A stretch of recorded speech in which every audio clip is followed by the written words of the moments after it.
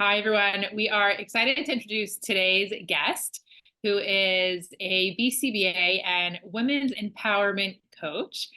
Her name is Iveth Aguilar. Welcome. Hi, thank you so much for having me. I'm so excited to be here. I have to say that reached out and told me a little bit about what she does. And I think when I sent it to Shayna's like, I have no idea what this means, but like, we're super interested in hearing more about it. And yeah, we're just really curious. So tell us and everybody a little bit about you and what you do. Yes. So again, my name is Yvette. I'm a BCBA coach and founder of Empower Her, which is a coaching program that helps women stop settling, overcome fear and insecurities, heal scarcity mindset, and then cultivate the confidence to step fully into their power and create the life that they want.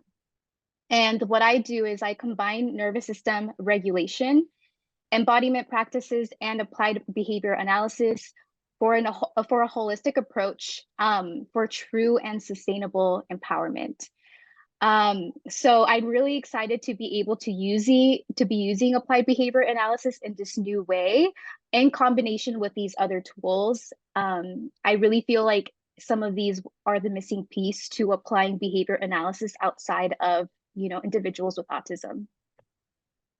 So, in looking through, your social media and some of your posts, one of the things that, I noticed was assigning functions to kind of private events, things that happen in your childhood or why you have this avoidance behavior or how that was, punished or reinforced in your childhood. And I think it's super interesting to think about behavior analysis beyond the typical contingencies and also how it really affects private events because our thoughts really drive so much of our emotions, which then drive our actions.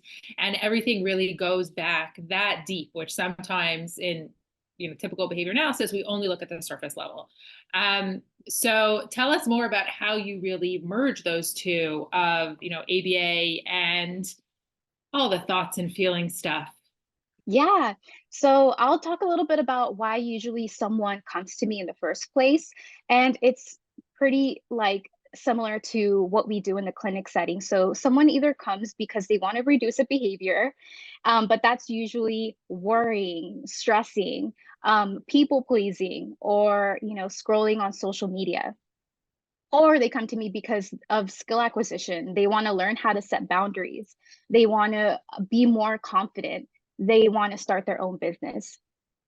So when they come to me, I kind of started like a typical intake, like what are the goals, and we identify those.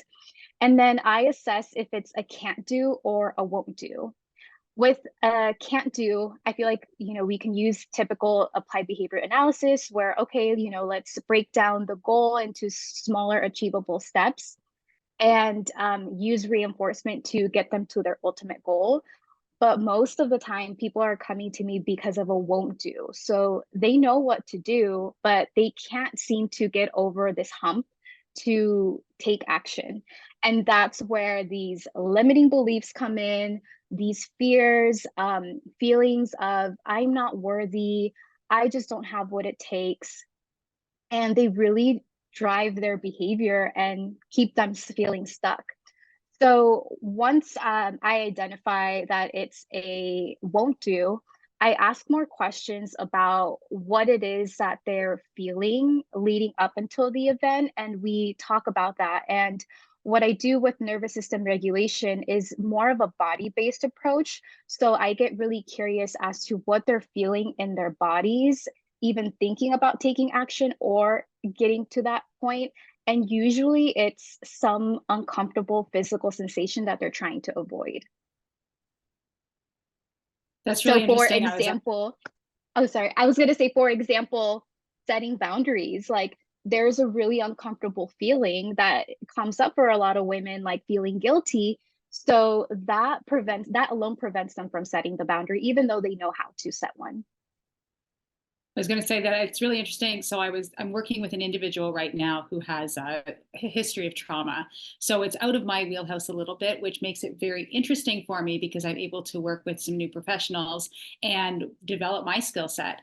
And, this one individual is self-reporting memories that actually didn't happen. So they're non-factual events, but he's reporting them because he has the same feeling. So it's that feeling that he's experiencing. And when, there was something he was feeling, and this is uncomfortable for me talking about feelings as a behavior analyst. Yeah. So the only reason I'm doing this is because I'm with two other behavior analysts here. So we do understand. It's a safe space. It's a safe space. No, but this quote unquote feeling that he had when there was the trauma, is occurring in some of these other events as well. And that feeling is there with other experiences, and he's reporting that quote unquote feeling. He's only has a limited vocabulary, so he's labeling it as something that's happened way back when it isn't the exact event. So he's actually, how do I say this? He's labeling the feeling, but he's labeling the event as something that happened in his past when it's not. We've got to teach him how to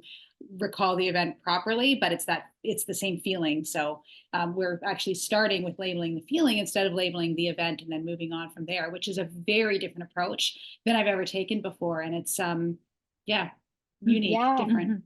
No, it definitely is. And just as you were sharing that, I was thinking about how we often even just, I feel like we're, with our feelings often say, oh, I'm feeling sad or I'm feeling angry. But I feel like our emotions are way more complex than that. And sometimes we don't have the language to express them. And I feel like that's exactly what it sounds like he's doing. He's using whatever language he does have to pair that with whatever he's feeling.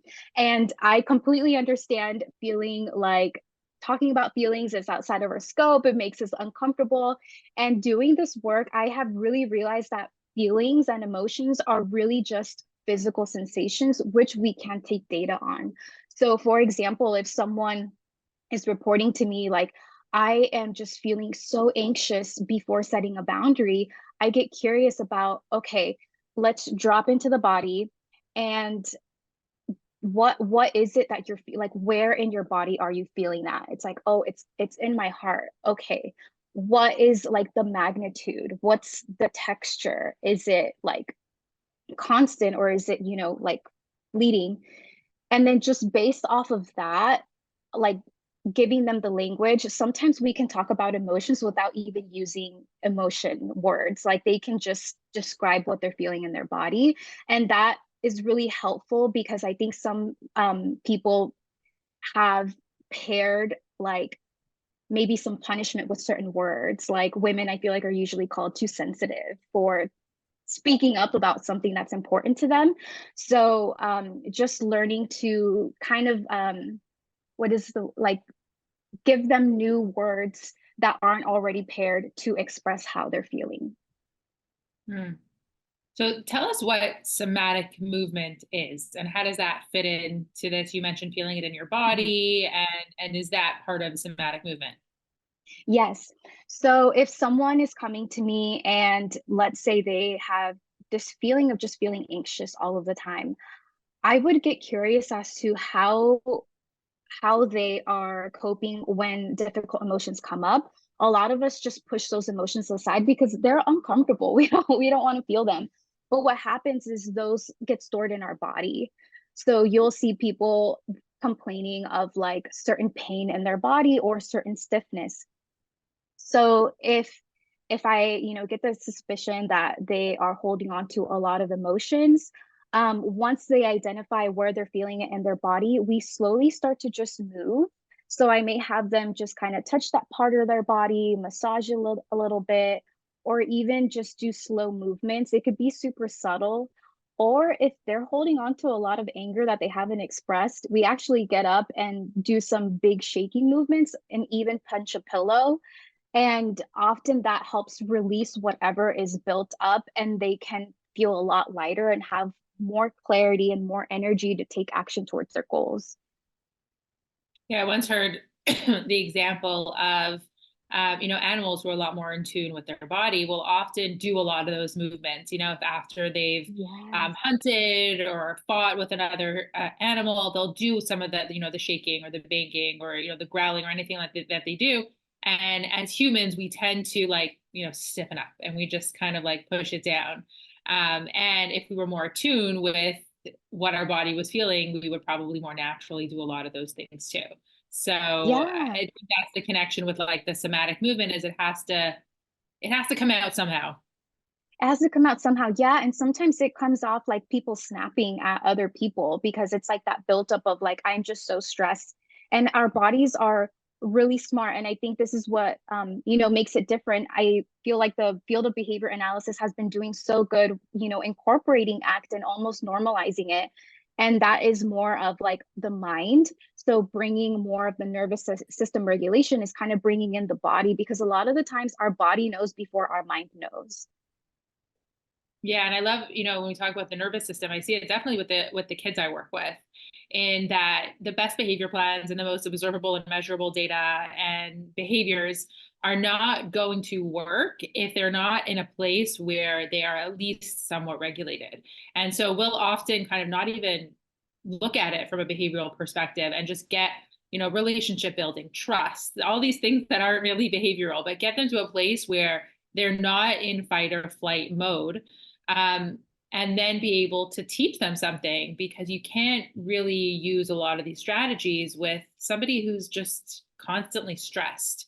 Um, is that how important is that, nervous system regulation for actual behavior change? Yeah, I think it's super important because when we are in that flight or fight mode, like I feel like we're in fear and fear is driving our behavior. So we're going to do whatever it is that gets us to safety.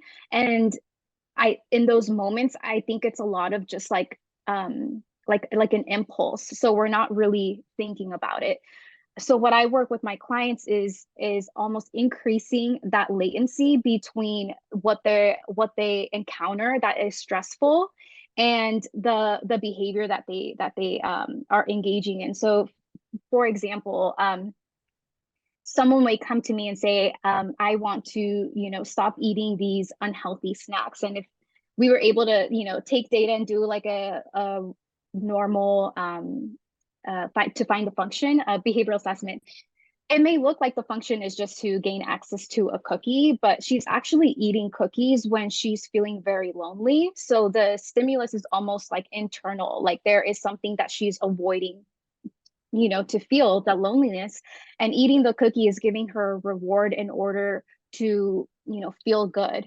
But that's going against her values. So what we are working on is in that moment when that feeling of loneliness comes up, being able to teach her to attend to those physical sensations in her body, and then her realize, oh, these physical sensations that are coming up usually means that I'm feeling lonely. So, what are other replacement behaviors that I can engage in to cope with the loneliness? And that is a lot of the work that we do, is a lot of those replacement behaviors. And once they are able to find healthier replacement behaviors to regulate their nervous system and have more clarity, have more energy, more time, they can take action on those goals because they're not kind of clouded by this fear. That sounded very behavioral. I'm good with that. Yeah. I can, when you talk about this, I know that you're talking about, doing a lot of coaching and life coaching with, every individual. I'm specifically thinking about my caseload and, my caseload with kids with autism. And, I've got this one boy right now who he's very difficult to regulate. We're teaching him self-regulation skills.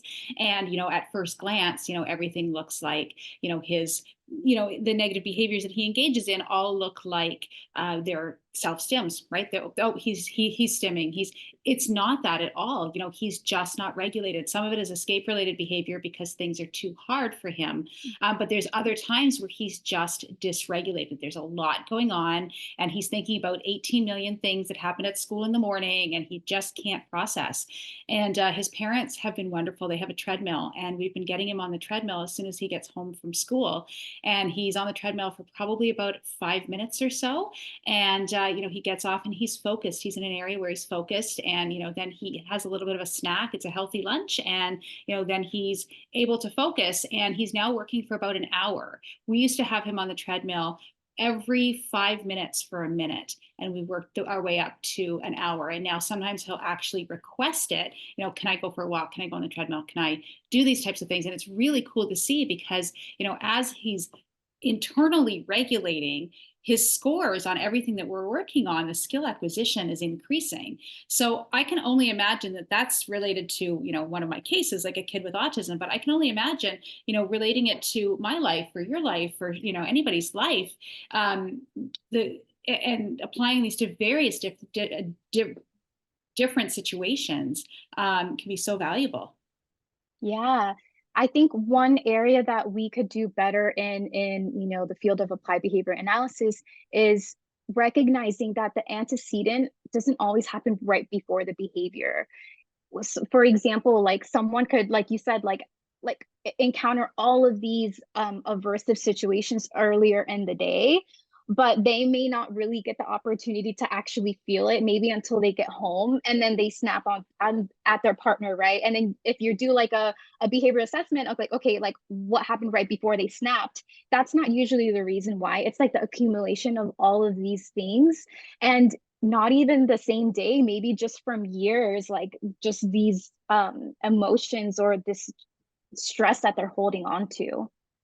So they're very good at holding on to things. The straw that broke the camel's back, For years. Right? Yes. For years. I've been married 20 years, so there's lots of baggage. So how do you take data? I mean, we're behavior analysts. How do you measure behavior change? Yeah, so I start by taking baseline data. After we establish, what goals we want to work on, we could, I would take data on things like sleep, how, so pretty much just in the whole area of how are they meeting their needs, their most basic needs, water, sleep. I'm blanking right now. There's more, there's more than that, but taking baseline data on that. Yes. And then as we're working on, healing some of these, old wounds that they're carrying, these limiting beliefs, this stress in their body, we continue to take data and see if those areas have improved. And then we take data on things like boundary setting, like how many opportunities this week did you get for boundary setting? The baseline may be really low if it's someone that's feeling very guilty setting boundaries, but as we're building her confidence, we may see the number increase, which is the goal of setting more boundaries. I also think as we learn about this more as behavior analysts, it makes us better professionals, because so much that I've been learning through like ACT and all of that, and I've just been using either on myself or on the staff and in dealing with parents or other staff, it really helps you understand like what drives you, what drives other people, how can we get to, like you said, the limiting belief. Sometimes it's not about what's happening, but it's my interpretation of what's happening. So I think it's really important as a professional who deals, with a lot of sensitive and challenging situations to look into these things and be somebody who can be aware of that, right? Yeah, I feel like in order to help our clients the best that we can, we have to do the inner work ourselves. One of the things that I learned in the coaching world that has really stuck with me is you can only take a client as deep as you've gone yourself. So for anyone that is interested in more of this work and wants to use this to better help their clients, I really recommend doing the work for yourself, because like you said, it's so beneficial just for us as behavior analysts. Like I feel like we're constantly in that like flight or fight mode. We have no idea when the next cancellation is going to happen. Are we going to have to change our schedule today? Is that parent going to show up to our caregiver meeting? Is one of my clients going to, engage in a behavior, property destruction? Like, we're always, setting off the fires, and it's really stressful. And I feel like our nervous systems are constantly dysregulated. So I'm really excited to be in a place where I can help other women and behavior analysts, heal their nervous system so that they can have a less stressful day. And I feel like when we're less stressed, we can help our clients better too.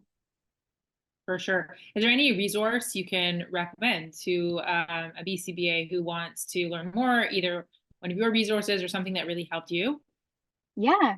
I personally went through a certified embodiment coach program to learn this for myself. So I have created my own program, which I combine nervous system regulation, embodiment practices, and applied behavior analysis. So this is like my baby, and I'm really proud of it. So if anyone is interested in learning more about how I do that, definitely reach out to learn more about my program called Empower Her. I post about these kind of things on my Instagram as well.